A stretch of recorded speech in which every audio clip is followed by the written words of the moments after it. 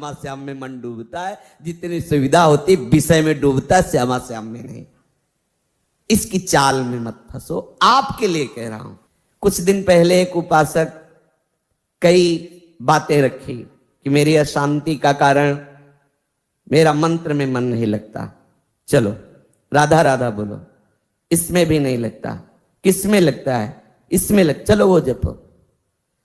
मुझे बाहर निकलना अच्छा, कमरे में पड़े रहो, वहीं टिफिन आ जाएगा, वहीं दूध आ जाएगा ना, मुझे सब अब खड़े रो रहे हो, क्या करें?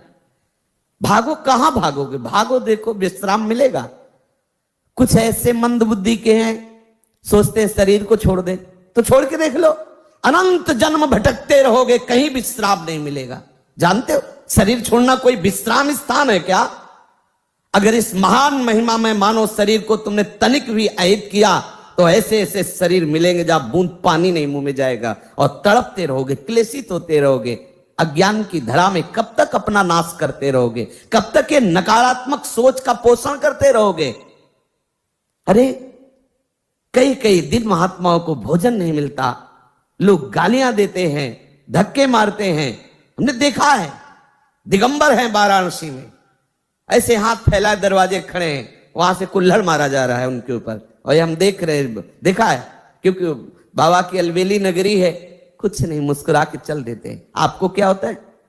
आपके पास तो वस्त्र है, आपके पास तो वास की व्यवस्था है, आपको तो भोजन मिल रहा है। वहां भोजन के लिए भूख से विवश होकर के जाते हैं, और वहां कहीं भी कभी भी वो जगत गुरु आपको ऐसा पक्का करेगा, पक्का समझ लीजिए।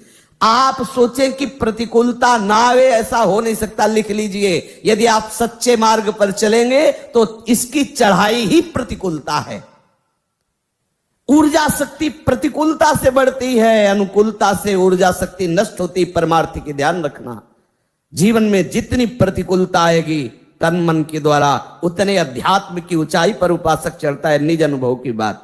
श्री सन्यासी सदगुरुदेव भगवान वाराणसी समाधि मठ आदेश किया कि बद्रीनारायण चलना है। कोई संतों का उत्सव था वाराणसी के, और अपना तो हृदय में आग लगी हुई थी कि यदि मैं वही हूं तो कैसा हूं, कौन हूं?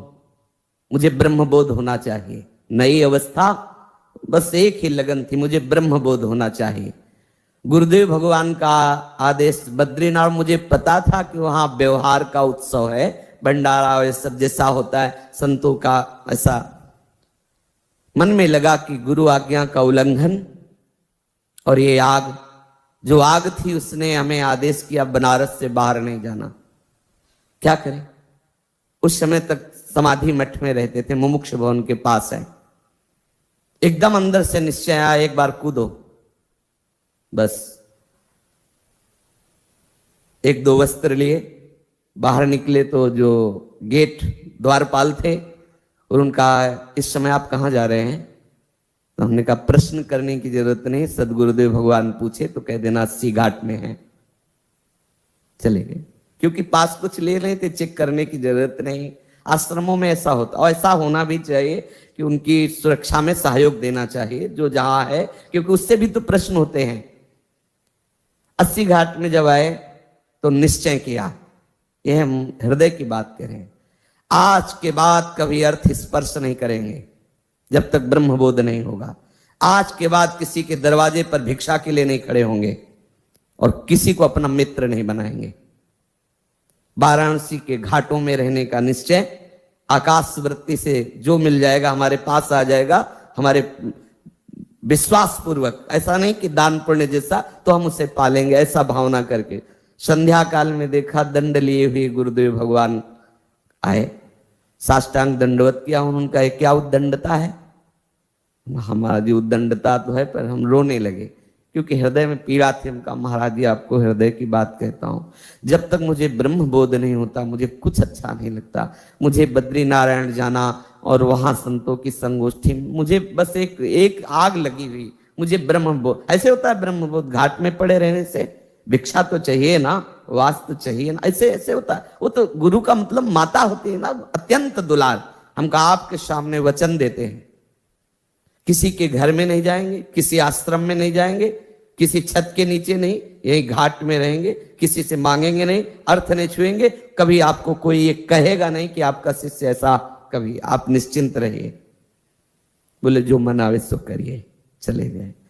और काफी दिनों के बाद जब उन्हीं घाटों पे मिले तो ऐसे दंड सहित ऐसे हृदय से लगाया, बस ऐसे मौन रहे, कुछ बोले नहीं, बस ऐसे। अब कभी इतना सेतुआ मिल जाता जैसे भिक्षुकों को बांटते हैं, कभी 1-2 पीस बर्फी मिल जाती, गंगा जलपान, कई कई दिन। अन्नपूर्णा का धाम है, पर कई कई दिन ये सब्जी रोटी दाल ये जो अपने भरपेट पाते नहीं मिला। एक दिन विवस्ता हुई, गुरुदेव को वचन दिए थे, इसलिए मांगना का तो भाव ही नहीं था आश्रम में किसी के जाने का, नहीं तो मुमुक्ष भवन में खुला संतों के लिए भंडारा है, आप जब जाओ वहां भिक्षा मिलती है। लेकिन वो जो आग थी ब्रह्मबोध प्राप्त करने की, उसने ये सब कर दिया। दरवाजे पे जाके बैठ गए, मांगना नहीं है लेकिन बैठ गए। अब वहां से जो गृहस्थी के मुखिया थे वो निकले, कैसे बाबा बैठे हो? ऐसे ही बैठ गए। भोजन पाओगे? उनका जैसी प्रभु की इच्छा, महादेव की जैसी इच्छा, बैठो।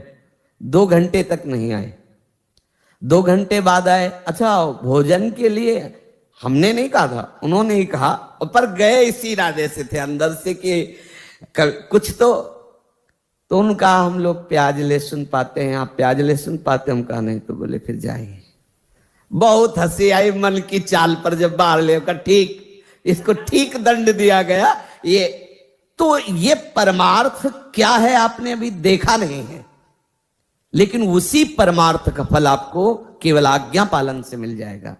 आपने देखा कहाँ है कि मन कैसा उपद्रव करता है, किस किस तरह से, और ठाकुर कैसे जला के उसे परिपक्व करते हैं। ये वृंदावन धाम है, ये सब आपको यहां नहीं करना है। आप तो बस श्यामा श्याम श्यामा श्याम रज में लौटना है। जब हम आपको समझाते हैं तो आपको लगता है कि कुछ तो हम में है।